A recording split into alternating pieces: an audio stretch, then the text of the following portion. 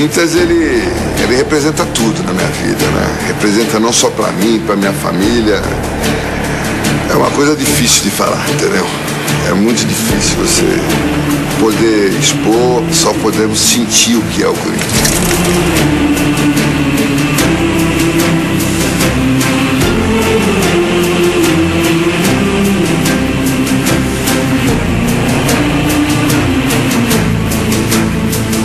Para mim o Corinthians é tudo. Para mim o Corinthians foi a coisa principal da minha vida, porque Deus me deu o dom de jogar bola. E o Corinthians me abriu as portas, me recebeu como filho, praticamente foi a minha segunda casa.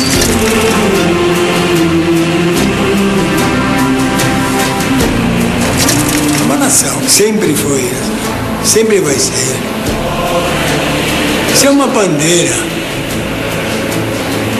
Depois da bandeira do Brasil tem a bandeira do Corinthians.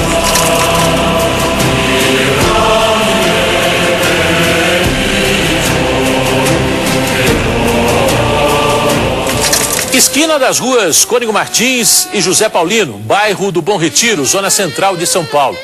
Da reunião de 5 operários, aqui nessa esquina, há 100 anos, nascia um dos times de futebol mais populares do Brasil. Corinthians, campeão do mundo, Corinthians do rebaixamento, dos títulos e dos tabus. Um time de histórias marcantes e de grandes emoções. Histórias e emoções que você acompanha a partir de agora. Um século depois, e o filme reproduz a cena de 1º de setembro de 1910. Naquele caso da fundação do Corinthians, a gente tem a descrição de um dos fundadores. Ele deixou isso escrito, aquela cena, exatamente como ele a viveu. O surgimento do símbolo. As primeiras cores, bege e preto. O bege logo desbotou. As primeiras imagens em movimento, 30 de julho de 1929, amistoso internacional no campo do Palmeiras, Corinthians 6, Bolonha da Itália 1.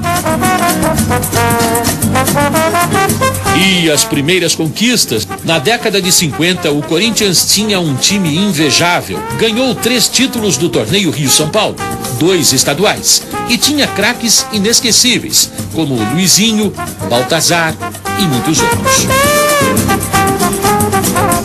Luizinho não aparece mais. Baltazar era o melhor centroavante que tinha. Ele saltava para cabecear, até música fizeram pro Baltazar, diz que a Baltazar salta o cabecinha 1-0 no placar, né?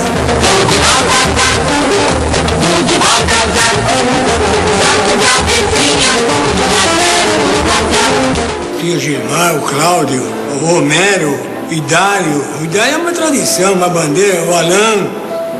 Eram todos jogadores bons. Uma das mais importantes conquistas daquele período foi o título do 4º centenário da cidade de São Paulo, o Paulista de 1954, na ocasião, o estadual mais cobiçado da história. Importante porque também faz o marco da cidade de São Paulo, né? Que são 400 anos, então isso repercute muito na opinião pública. Todo mundo queria ganhar. Quem que não queria? Ser campeão todo dia depois.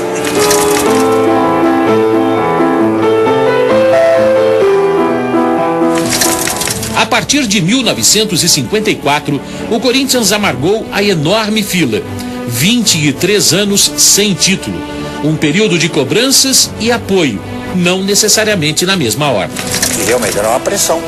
Isso aí faz parte, até hoje, né? O Corinthians, porque é Corinthians, Flamengo, time de massa, né? O Corinthians ainda era maior, ainda porque por causa do título, era o Paulista. A preocupação, a busca era o Paulista. Pelé! Para dificultar as coisas, os adversários eram suficientemente fortes, a ponto de aumentar a angústia. Todos os times que na época, pelo menos disputando que era a força campeão, sempre foi melhor que o Corinthians. O Corinthians era inferior. O Corinthians ficou 11 anos sem vencer o Santos de Pelé. Em 6 de março de 1968, quebrou essa escrita, 2-0.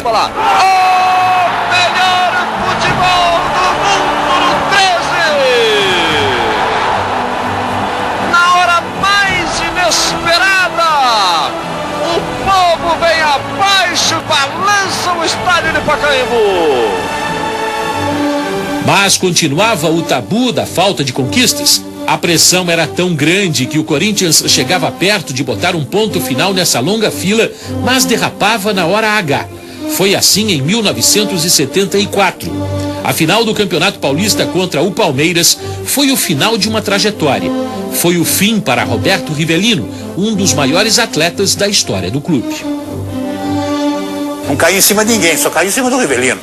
A porrada veio tudo em cima do Rivelino. O Rivelino foi culpado porque o Corinthians perdeu. Não sei qual o motivo, porque eu nunca falei que eu ganhava o jogo quando jogava no Corinthians sozinho. Imagine Roberto Rivelino, formado aqui, titular da seleção de 70, representante dessa nação alvinegra, mandado embora. Era um incômodo pelo enorme tabu. Não foi a imprensa, na época. A imprensa e pelo presidente, que também não teve a competência, que na época o Matheus, de peitar. Que graças a Deus era o maior ídolo na época do Corinthians. Chegava e falava, pô, não, pelo amor de Deus, o que vocês estão falando com o Rivelino? O Rivelino é prata da casa, nasceu aqui. Mágoa e paixão. O tabu nunca afastou os corintianos do estádio, muito pelo contrário. São 20 anos de espera, devoção e muito amor. Rivelino foi embora levando essa certeza. A gente ia jogar no Pacaembu, não desmerecendo o São Bento, ou 15 que a gente jogava, ou América, São José do Rio Preto.